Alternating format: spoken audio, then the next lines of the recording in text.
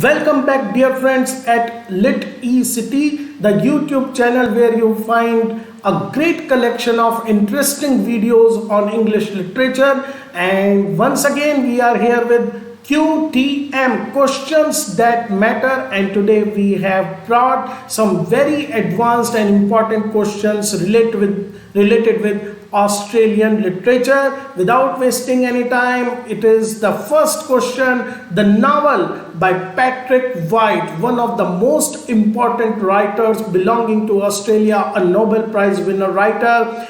The novel narrates the life of Theodora Goodman. She is an outwardly unattractive spinster and her solitary quest for meaning in life. It is a very touching, moving novel. The options are: first is Was, the second one is The Tree of Man, the third is Aunt's Story, and the last one is The Eye of Storm. All these novels are critically acclaimed works by Patrick White. Dear friends, the correct answer is Aunt's Story. It is about Theodora Goodman and her solitary life. If we talk about other works, Was, it is actually the fictionalized account of the life of German explorer Ludwig Leckart and his 1848 trek into the heart of Australian desert. Tree of Man is one of the greatest and most popular work. It is a story of the Parkers,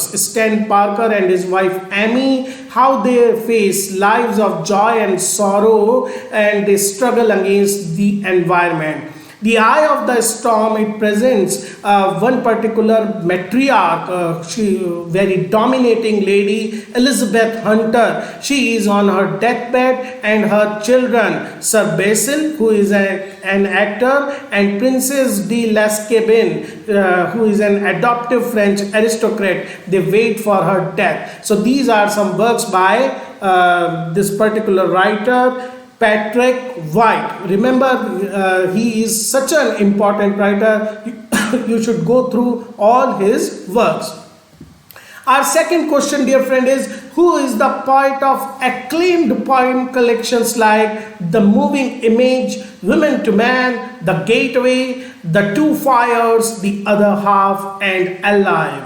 A very prodigious output of poetry by this particular writer. And the options are: first, Mary Gilmore; the second, Judith Wright; third one, Eve Langley; and the last one, Vance Palmer. All these are very important names in the annals of Australian literature, and the correct answer for this question is none other than Judith Wright.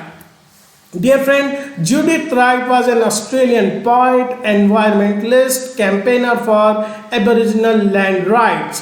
Mary Gilmore, she is a legend. Her outspoken advocacy of universal social justice, nationalism, and forgotten aspects of Australian rural life in 19th century Australia made her a legend during her own long lifetime. Eve Langley, Australian-born poet, novelist, but later settled in New Zealand, and Vance Palmer, Australian author of novels, short stories, and plays, and considered as founder of Australian drama. Third question is hailed as the 20th century's greatest 18th century poet. Which great Australian poet's first collection of poetry was The Wandering Islands? Very popular collection, once again, prize-winning collection. Is it A.D. Hope, Douglas Stewart, Kenneth Slasher, or Bruce Beaver? Dear friends, all these names, especially A.D. Hope and Bruce Beaver, they are giants of Australian poetry. The correct answer, however, is A.D. Hope. Dear friends, A.D. Hope, though traditional in form, Hope's poetry is thoroughly modern, and two outstanding poems. One more poem I would like here is Australia, then it is Conquistadors and The Return from Freudian Isles. And if we talk about other important poets in their collection, Douglas Stewart, his Fire on the Snow, and Kenneth Slasher, very popular poem, Five Visions of Captain Cook and Bruce Beaver, Letters to Live Poets, another prize-winning and remarkable poetic collection.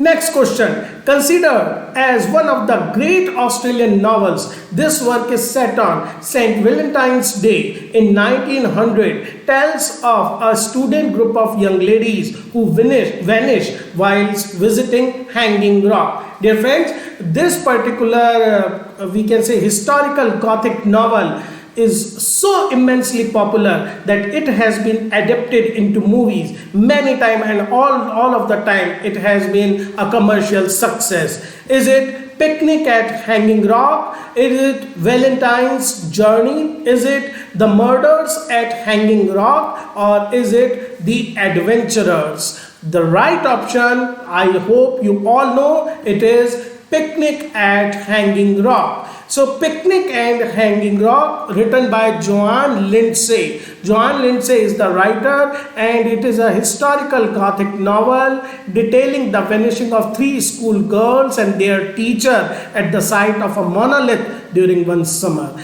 The novel sparked critical and public interest for its ambivalent presentation as a true story as well as its vague conclusion, and it is widely considered to be one of the most important Australian novels.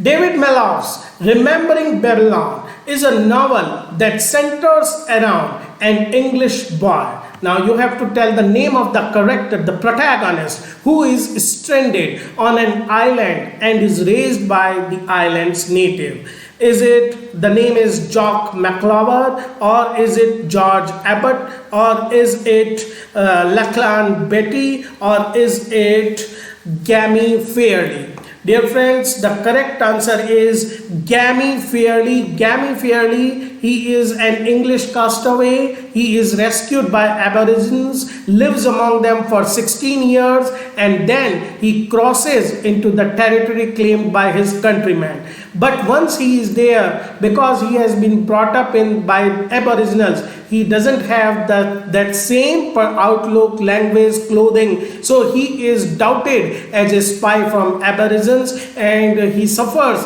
a lot of identity crisis. It is notably post-colonial in its criticism of settlers' racism and their belief in their right to seize land from indigenous people.